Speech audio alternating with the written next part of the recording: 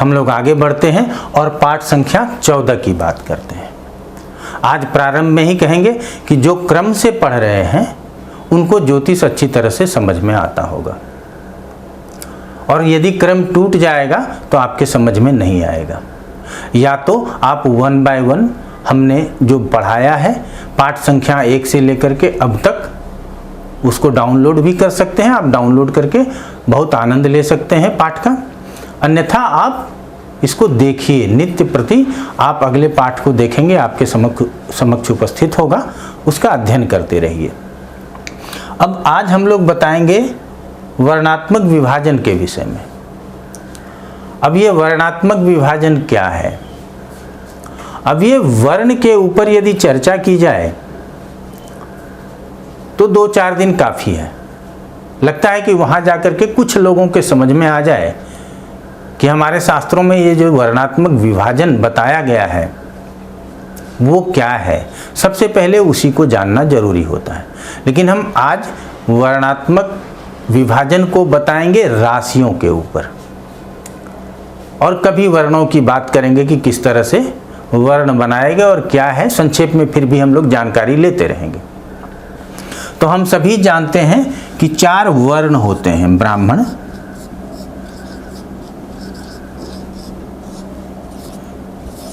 क्षत्रिय, वैश्य और शूद्र। हम पुनः कहेंगे कि हम लोग वर्णों को पढ़ रहे हैं, जातियों को नहीं। कुछ वर्णों के नाम आज के परिवेश में जातियों के नाम पर आधारित है, इसीलिए हम लोगों के मन में बहुत भेद उत्पन्न हो जाता है। जैसे ब्राह्मण जातियां हैं लेकिन ब्राह्मण वर्ण होता है। क्षत्रिय कुछ जातियां हैं जो अपने आप को क्षत्रिय कहते हैं, लेकिन क्षत्रिय वर्ण होता है। अब अनेक जातियां हैं जो अपने आप को वैश्य कहते हैं, लेकिन वैश्य वर्ण है। और उसी तरह से अनेक जातियां विभाजित हैं जो अपने आप को शूद्र कहते हैं, लेकिन ये शूद्र वर्ण है, ये जातियां नहीं है। इसको बहुत अच्छी तरह से और शांति से समझना है, मन में कोई भेद नहीं रखना है। हम यहाँ कहेंगे कि ये वर्णात्मक विभाजन हमारे शास्त्रों में लिखा गया है और इसको अच्छी तरह से समझाया गया है। गीता में भी इसकी चर्चा है, लेकिन कहीं कभी विरोध नहीं हुआ। लेकिन आज वर्तमान परिवेश में जब हम इसको नहीं समझ पाते हैं तो हम इसका विरोध भी करते हैं। अब हमने क्या पढ़ना है? तो वर्णात्मक विभाजन पढ़ना है। चलिए एक पंक्ति और आपको कह देना चाहते हैं कि जैसे कि ये ब्राह्मण वर्ण है और हम ब्राह्मण जाति की बात कर लेते हैं, तो ब्राह्मण जाति में ये चारों वर्णों के लोग होते हैं। ब्राह्मण में ब्राह्मण भी संभव है कि ब्राह्मण वर्ण के लोग होंगे। ब्राह्मण जाति में क्षत्रिय वर्ण भी संभव है कि क्षत्रिय वर्ण के लोग होंगे। ब्राह्मण जाति में वैश्य भी संभव है कि वैश्य वर्ण के लोग होंगे, और ब्राह्मण जाति में शूद्र वर्ण भी संभव है कि शूद्र वर्ण के लोग होंगे। उसी तरह से क्षत्रिय में भी ये चारों वर्णों के लोग हो सकते हैं, अर्थात क्षत्रिय में वैश्य, ब्राह्मण और शूद्र भी हो सकते हैं। और वैश्य में भी चारों गुण होंगे, चारों वर्णों के। वैश्य जो अपने आप को जाति से संबोधित करना चाहते हैं या जो ये समझते हैं कि ये हमारी जाति है, ये वर्ण नहीं है, तो आप आज बहुत अच्छी तरह से समझिए कि यहाँ जो वर्ण लिखा गया है ये किसी भी जाति का प्रतिनिधित्व नहीं करता या उसका बोध भी नहीं कराता है। ये हर लोगों को, अलग अलग लोगों को ये वर्ण की संज्ञा मिल सकती है। शूद्र वर्ण जो हम लोग आज कहते हैं पिछड़ी जाति है, शोषित है, वंचित है, लोग उसको मान लेते हैं, लेकिन नहीं, वैसे जातियों में भी ब्राह्मण वर्ण के लोग होंगे, वैसे जातियों में भी क्षत्रिय वर्ण के लोग होंगे, वैसे जातियों में भी वैश्य वर्ण के लोग होंगे। तो इसीलिए हम यहाँ कहेंगे कि हम जातियों का विभाजन नहीं कर रहे। पुनः दोहराएंगे कि ये वर्ण है, इस पे कोई विवाद नहीं है। हम कहते हैं कि वर्ण कभी जाति का बोध नहीं कराता। इसको गीता में बहुत अच्छी तरह से लिखा हुआ है। ये कर्म का बोध कराता है, कर्म का बोध ये वर्ण कराता है। तो आप समझ सकते हैं कि आप ब्राह्मण हैं तो क्या आपका कर्म शूद्र का है, क्या आप ब्राह्मण हैं आपका कर्म वैश्य का है, यदि आप ब्राह्मण हैं क्या आपका काम क्षत्रिय का है, आप किस तरह के कर्म करते हैं। अर्थात कर्मों का बोध वर्ण कराता है, जातियों का बोध नहीं कराता है। चलिए अब हम लोग आगे बढ़ते हैं। अब आसान भी होगा, क्योंकि हमारे मन में भी कभी वर्णों के विस्तार को बताने में आप लोग ये न समझ लें कि हम जातियों के विषय में बताना शुरू कर दिया है। तो हम जातियों के विषय में नहीं बता रहे। अब यहाँ हम लोग कहते हैं, पीछे हम लोगों ने पढ़ा है कि मेष, सिंह और धनु। अब मेष, सिंह और धनु ये राशियां हैं, मेष, सिंह और धनु। अब ये समझिए आप, ये मंगल की राशि, ये सूर्य की, ये गुरु की राशि, और ये राशि चर, ये स्थिर और ये द्विस्वभाव। हमारे शास्त्रों में हमने कहा था कि शास्त्रों की सुंदरता और गहराई को समझने का प्रयास कीजिए। हम एक ही चीज बोल रहे हैं लेकिन रोज उससे भाव अलग स्पष्ट होते हैं। एक ही राशियों को कई एक संज्ञाओं से संबोधित किया जाता है। तो आज जब ये मेष, सिंह और धनु की बात करते हैं तो ये तीनों के तीनों अग्नि प्रकृति की राशियां हैं। ये हमें प्राप्त है, हमको पीछे से जानकारी प्राप्त है। इसके पीछे के कक्षा में हम लोग त्रिदोष पढ़े थे, तो ये पित्त दोष वाले प्रकृति हैं, जातक होते हैं। अब ये मेष, सिंह और धनु ये अग्नि तत्व की राशि है, ये भी हम लोग जानते हैं। और अग्नि तत्व प्रधान राशि को ही क्षत्रिय वर्ण की राशि कहते हैं। अब याद नहीं रखना पड़ेगा, ये निश्चित हो गया आपको कि आपने इसके तत्व को समझा, और तत्व के आधार पे भी यदि आप सोचेंगे तो ये क्षत्रिय हो जाएगा। क्षत्रिय का काम है सुरक्षा प्रदान करना, या कहें युद्ध में रत होना, और सामान्य जिंदगी में लड़ाई झगड़े में भी व्यस्त होना। क्षत्रिय को हम लोगों ने समझा कि जो अग्नि तत्व प्रधान राशि है वही क्षत्रिय वर्ण का है। अब यहां हम दूसरा उदाहरण लेते हैं, 4, 8 और 12।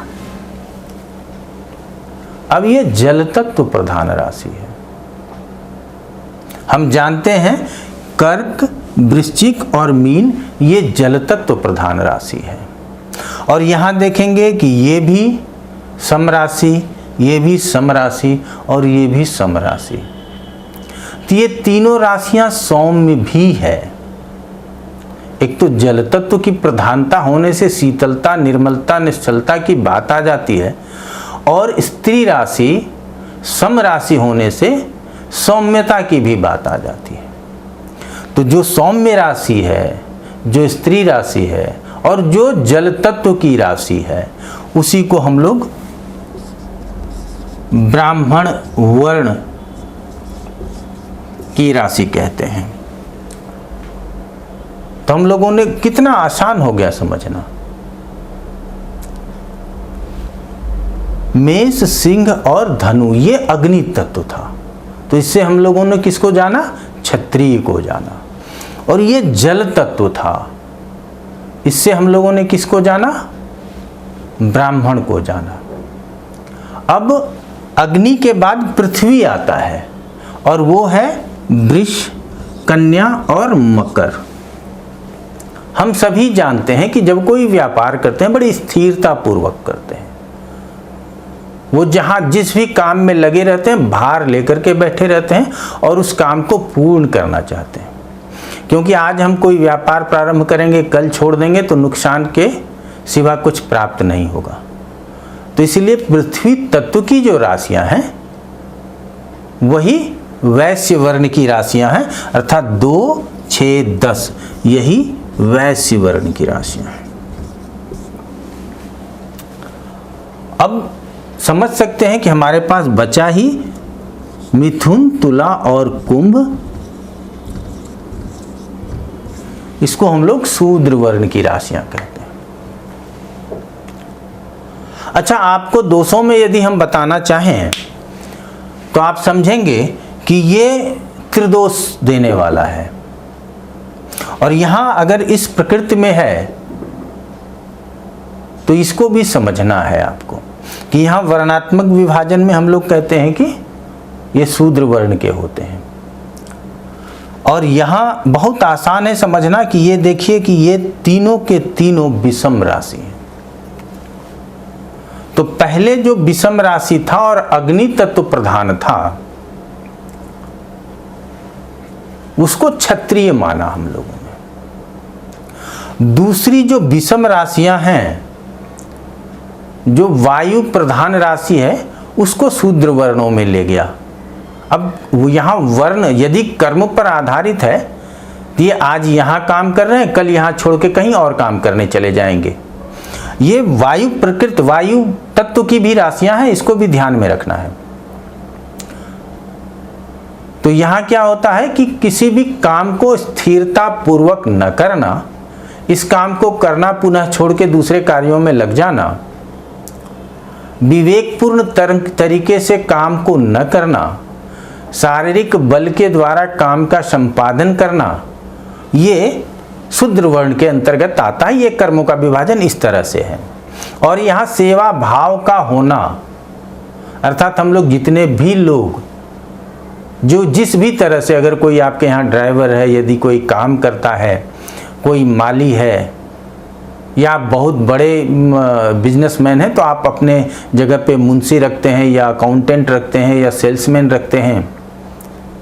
किसी भी तरह के कर्म करने जहाँ की विवेक आपका होता है, उसको उस काम को प्रतिपादित कर देना है, उसको आगे बढ़ाना है। जो उसके जिम्मेदारी में काम दिया जाएगा उसको पूरा करना है। तो वो कौन करेगा? 3, 7 और 11 शूद्र वर्ण की जो राशि कही गई है, ये उस कार्य को करने में सक्षम होंगे। आज आपके पास काम करेंगे, कल कहीं और काम कर लेंगे। वायु प्रकृति भी है और ये विषम राशि भी है। तो जो विषम राशि है वो क्रूर राशि भी है।